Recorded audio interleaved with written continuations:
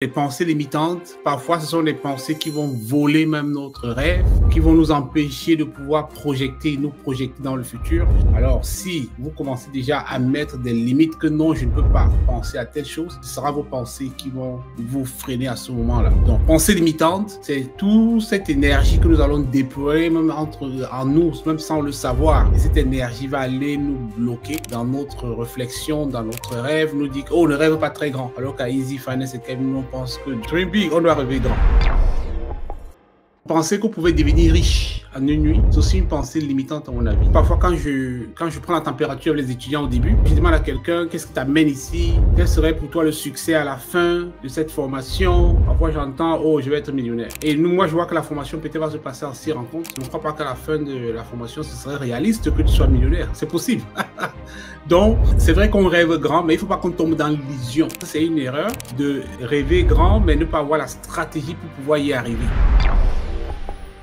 Parfois, on croit qu'il faut être expert pour réussir. Très souvent, les gens me demandent « Est-ce que je dois être bon en maths ?» Oh, je sais que ce n'est pas mon niveau. Est-ce que non, je ne peux pas faire ça parce que je n'ai pas fait maths à l'école, je n'ai pas fait finance, je ne peux pas comprendre comment la richesse se crée, je n'aime pas les chiffres. Quand on nous dit « tu peux le faire », je commence à penser que non, je ne suis pas bon. Qui suis-je pour pouvoir le faire? On doute. Et le fait de douter, ça nous vole notre rêve, ça nous vole notre potentiel, ça nous vole notre enthousiasme. Beaucoup de personnes pensent qu'elles doivent tout savoir avant de commencer à investir. Certaines personnes croient que si je veux faire les investissements, il faut que je sois quelqu'un de la finance. Il faut que je sois bon en maths. Il faut que j'aille d'abord étudier, réviser mes notes. Nous avons 6 formations dans l'académie. Certains viennent et disent que je veux prendre les 6 formations d'abord. C'est après ça que je commence à investir. Je pense aussi que ça, c'est une pensée limitante. Donc, l'apprentissage se fait en cours de route. Donc, c'est essentiel de se lancer sur des bonnes bases, de s'améliorer progressivement. Quand j'ai commencé l'académie, j'ai commencé avec un seul étudiant, avec une seule formation. Aujourd'hui, on a 6 formations. Je dirais même 8 parce qu'on a les autres qu'on a annoncés, même pas, on n'a pas encore enseigné. Mais ces formations sont venues progressivement et en fonction du besoin que nos étudiants nous ont exprimé. Donc, parfois, quand on croit qu'il faut trop de choses pour commencer, ça nous retarde.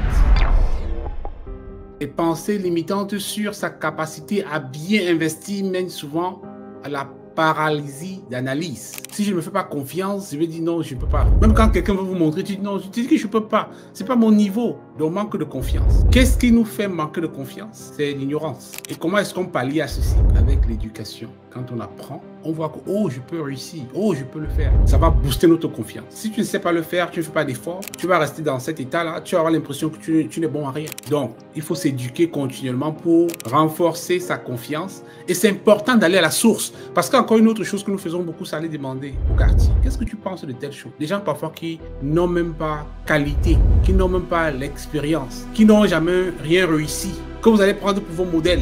Je prends un exemple, si tu vas acheter une maison, tu vas demander à quelqu'un qui n'a jamais eu même la pensée qu'un jour il faut acheter une maison. Tu vas lui demander, qu'est-ce que tu penses y acheter une maison? Il va te dire, mais attends, tu perds ton temps là-bas, c'est en location. Ou bien quelqu'un qui n'a jamais investi, tu vas lui demander, il va te dire, mais c'est une nana qu'il faut laisser tout ça. Ou bien c'est quelqu'un qui n'a pas été à l'école, qui n'a pas appris certaines choses, laisse tout ça. Est-ce que vous voyez? Donc, c'est important aussi de savoir à qui est-ce qu'on va poser des questions. Il faudra que ce soit des gens qui vous inspirent, c'est important. Et ces gens vous inspirent pour des raisons bien précises.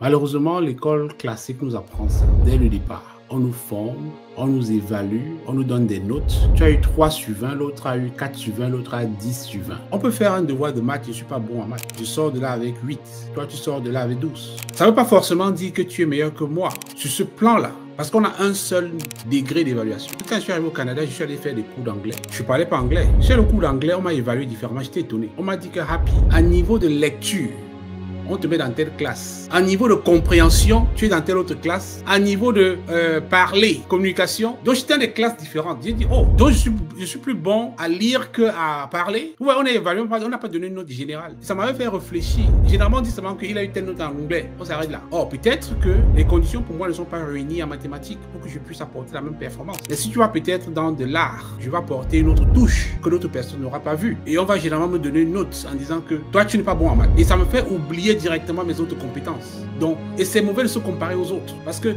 si celui-là, son point fort, c'est les maths, et que moi, mon point fort, c'est de l'art, le fait que je me compare directement peut faire que je rate même le potentiel que j'ai dans l'autre côté. Vous voyez, c'est se comparer, ça va toujours donner l'impression que les autres sont plus avancés. Ça peut nous démotiver. L'erreur numéro 1, c'est la peur. Avoir peur. J'entends des gens qui disent que moi, je ne prends pas de risques. J'ai peur de perdre. J'ai peur. Fear is selfish. Courage is selfless. Le courage n'a pas peur. Ça veut dire que chaque fois que vous avez peur, vous vous diminuez. Beaucoup d'investisseurs, par peur de perdre, ne prennent pas les bonnes décisions. Et vous ne prenez pas les bonnes décisions, alors que vous pouvez prendre des décisions qui sont calculées. Vous croyez que vous fuyez le risque existe partout. Et Robert Kiyosaki encore, qui a écrit Père riche, Père pauvre, dit quelque part, il y a des gens qui sont restés pauvres toute leur vie parce qu'ils ont eu peur de prendre le moins de risques. Donc, quand chaque fois qu'on a peur, c'est un problème. Si j'ai peur, c'est important que j'aille me renseigner, que j'aille m'informer sur le sujet, que j'aille m'éduquer là-dessus pour pouvoir développer un niveau de compétence qui va faire que la peur recule. Vous voyez?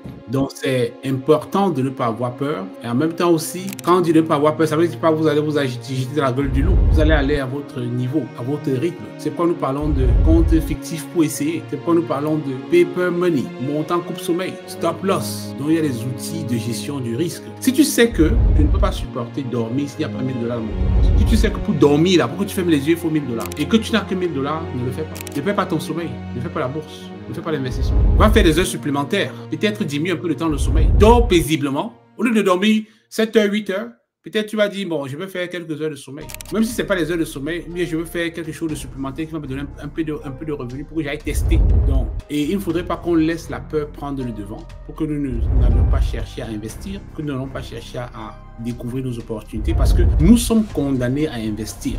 Investir veut dire mettre son argent et le fructifier. Parce que si on n'investit pas, l'inflation est là qui nous guette à chaque moment. Ce qu'on va nous donner ne va jamais suffire.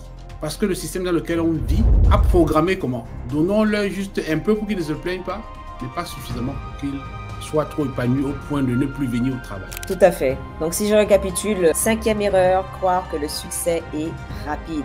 4e erreur, croire qu'il faut être un expert pour pouvoir réussir. 3e erreur, le manque de confiance dans nos décisions. 2e erreur, se comparer aux autres. Et 1re erreur, qui est la fatale, dont tu parlais de l'ignorance, mais surtout cette peur qui amène à l'ignorance et qui fait qu'on a peur de prendre des risques. Merci championne.